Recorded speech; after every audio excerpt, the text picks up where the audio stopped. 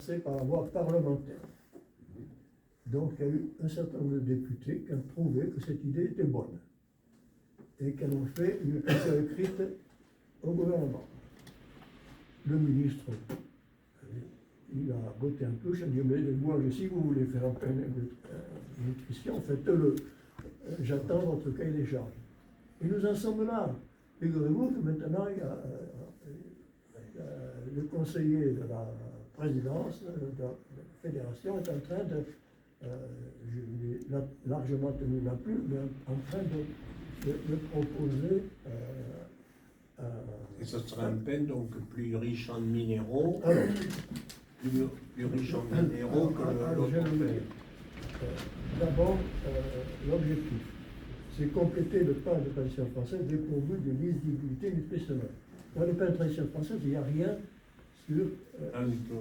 Voilà. C'est l'anomalie du pain de tradition qui est limitée à la baguette, sachant qu'actuellement, vous pouvez trouver en boulangerie conventionnelle des pains complets ou semi-complets faits avec des farines qui le même contiennent des additifs. Puisque c'est plus le pain de campagne, par exemple, n'est jamais vendu comme un pain de tradition. C'est bizarre pour un pain. Il y avait quand même des anomalies bizarres. Répondre à l'attente des consommateurs sur un pain de qualité nutritionnelle optimale. Parce que moi je suis quand même,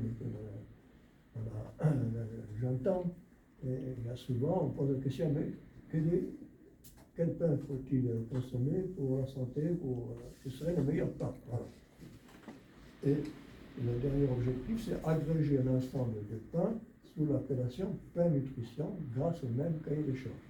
Alors, ce cahier des charges, ce sont des farines natives, ça ne vous étonne pas, hein, d'une densité minérale correspondant au moins de type 80. Mais le type 80, vous pouvez l'obtenir avec une type T65 et mélanger une farine complète. Vous pouvez faire ce que vous voulez, mais avoir au moins cette densité de T80. Limiter les teneurs de sel, alors c'est pas gagné, hein, parce qu'ils sont lourds, à 12 grammes par kilo de farine. Pourquoi c'est possible, dites-moi? Par kilogramme, 12 grammes de sel par kilo de farine. Oui, mais parce que vous apportez beaucoup de levain. Non, c'est pas que ça. Le barbu, je suis à 12 grammes, il est salé. Hein. Mais je sais bien. C'est parce que tout simplement, les blés riches en fibres, les farines bise, ont plus de goût que les farines blanches. Donc vous n'êtes pas obligé de les saler autant. Il n'y a que la baguette qui pétrit beaucoup qu'il faut. Et moins pétrir aussi. Pétrir par fermentation et plus par oxydation. Oui. Alors, affichage des teneurs de graines utilisées. Parce qu'actuellement, ça aux graines. Oui. Hein, voilà. Et, ça fait sourire, c'est vrai. Voilà. Comestible. Donc, c'est pas compliqué. Hein, c'est pas compliqué. Tout et si, obligation de chargement de l'expression des types de farine. C'est-à-dire mettre entre parenthèses la teneur ensemble. À minéraux, parce que cendre, c'est trop mauvais. Hein.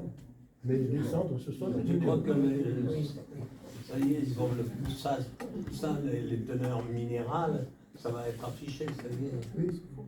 Ouais, c'est passé. Alors, donc, l'exemple de pain nutrition, vous avez tous les pains, et puis le levain. Le levain, utilisation, j'ai oublié l'essentiel, obligation de planification levain avec une obligation d'acidité, mais moins forte que dans le décret du pain. Parce que le décret à 4,3. elle est forte. Là, ça sera en dessous de 5, il ne faut pas emmerder les boulangers. Mais si possible à 4,5 quand même. Hein. Ouais. Parce que quand même, c'est pas très sérieux de faire du pain à peine 5. Alors ça veut dire que là, la levure industrielle rajoutée a pris le pas. Il faut quand même garder de la crédibilité. Et, donc, ça peut agréger les pains 80, semi-complets, les pains de campagne. Un pain de campagne peut redonner une dynamique au pain de campagne, sous l'appellation pain nutrition. Et ça a un sens écologique. La grande diversité de pains aux graines, et puis aussi les autres pains, le pain d'épeautre, de grand épeautre, de petit épeautre, de seigle, de maïs seigle, tout ce monde-là rejoindre la catégorie des plats nutrition. Par Alors, hasard. je rêve dans une boulangerie demain, il y aura un peu le côté baguette de tradition, et l'autre côté, là, Avec tous le les rayon. pains des potes. Et pour vous, messieurs les professeurs, ça vous fait un travail d'enseignement très important. Et parce que dans le pain de tradition, je ne sais pas ce qu'ont fait les professeurs à l'époque, sans doute qu'ils n'étaient pas là, mais le pain de tradition a été mal accompagné lors de sa publication. On n'a pas suffisamment expliqué aux boulangers qu'il fallait qu'ils changent leur méthode de pétrissage, ainsi de suite.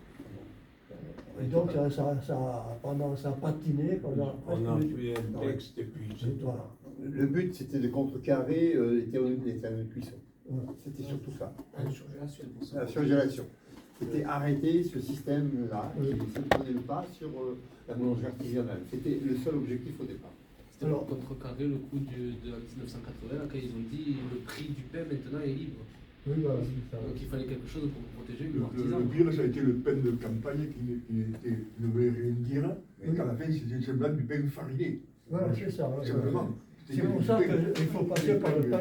Le pain de campagne peut être réhabilité, mais à condition qu'il corresponde au pays de chef de la nutrition. Bon, alors j'espère que les temps que Myriam fasse un témoignage pour des choses très importantes à vous dire.